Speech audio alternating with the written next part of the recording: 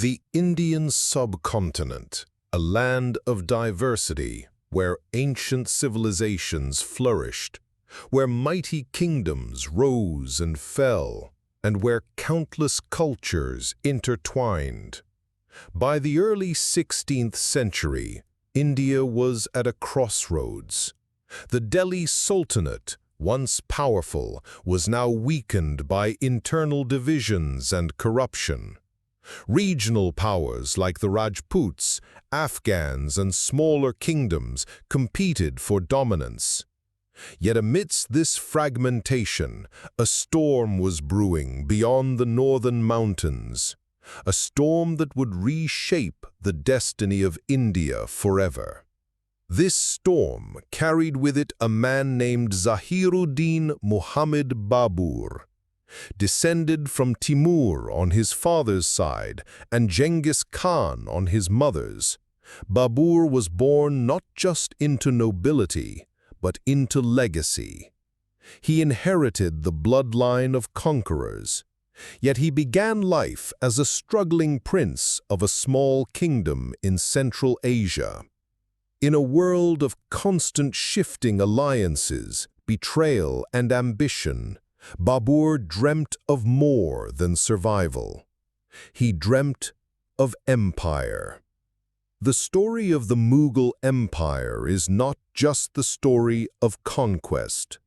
It is the story of transformation, of how an empire rose from dust and blood, how it shaped art and architecture, how it built bridges between cultures, and how it eventually fractured under the weight of its own greatness. It is a story of emperors whose ambitions knew no bounds, of visionaries and tyrants, of poets and warriors, of builders who turned dreams into stone, and of rulers who sought to rule not only the land, but the hearts of millions. For over 300 years, the Mughal dynasty dominated the Indian subcontinent. They forged a political and cultural legacy so profound that it still echoes in the palaces, forts, gardens, and languages of modern India and beyond. To understand the India we know today, we must first understand the Mughals, their rise, their zenith, and their decline. Humayun, Babur's son, inherited the throne in 1530, but the empire he received was unstable. Its territories stretched thin, its enemies numerous. Lacking his father's decisiveness, Humayun struggled to maintain control.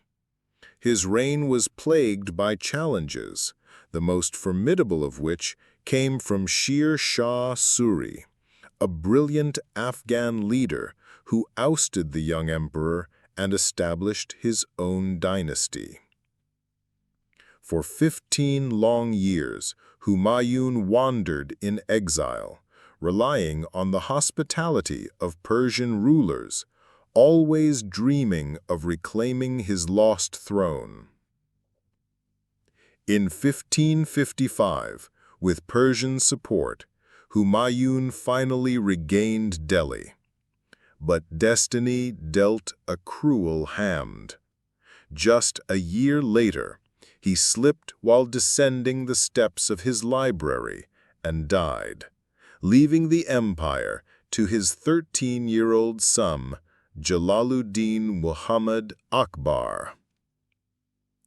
Akbar's early reign could have easily ended in disaster. Surrounded by rivals and rebellion, the boy emperor relied heavily on his regent, Bayram Khan.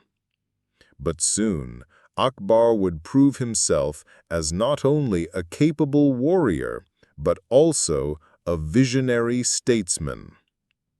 Through relentless campaigns, he expanded the Mughal domain, defeating Afghan rebels and integrating Rajput kingdoms. Unlike other conquerors, Akbar understood that power was not only won on the battlefield, it was secured through diplomacy, tolerance, and reform. Akbar's genius lay in his ability to unite a diverse empire.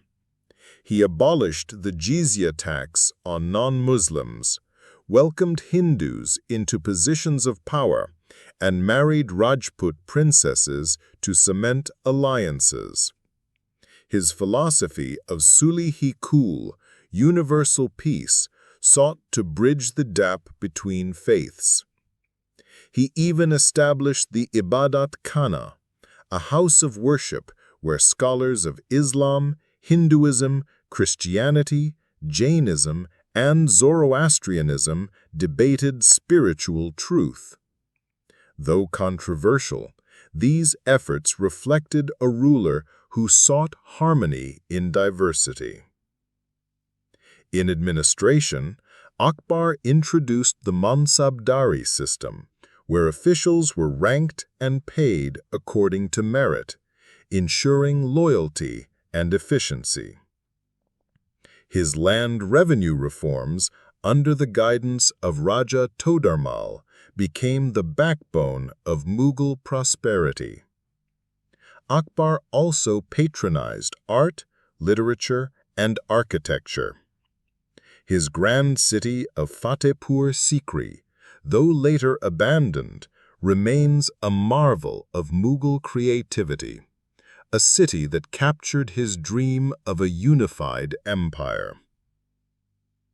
By the time of his death in 1605, Akbar had transformed the Mughal Empire from a fragile kingdom into one of the greatest empires in the world, vast, wealthy, and stable. His reign marked the true rise of Mughal power. Upon Akbar's death, the throne passed to his son, Nur-ad-Din Muhammad Jahangir. Known as the connoisseur of art, Jahangir was less a conqueror and more a lover of beauty.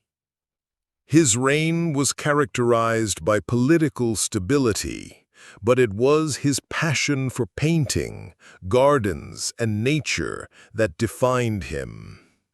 Under Jahangir, Mughal miniature painting reached its golden age. His autobiography, The Tuzuk-e-Jahangiri, reveals his keen eye for detail, describing birds, flowers, and even the colors of the sky with poetic devotion. But Jahangir's reign was not without turbulence. His love for wine and opium made him vulnerable, and much of the administration was managed by his Persian wife Mehrun-Nissa, better known as Nur Jahan.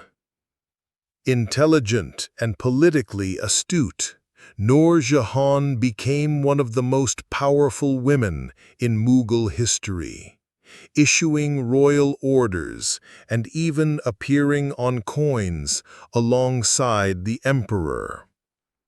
Jahangir's son, Shah Jahan, inherited not only the throne, but also his father's appreciation for beauty.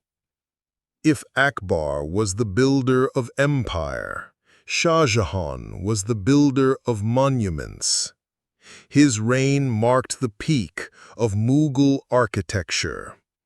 The Red Fort in Delhi, the Jama Masjid, and, most famously, the Taj Mahal, built in memory of his beloved wife Mumtaz Mahal, remain among the greatest architectural achievements in human history.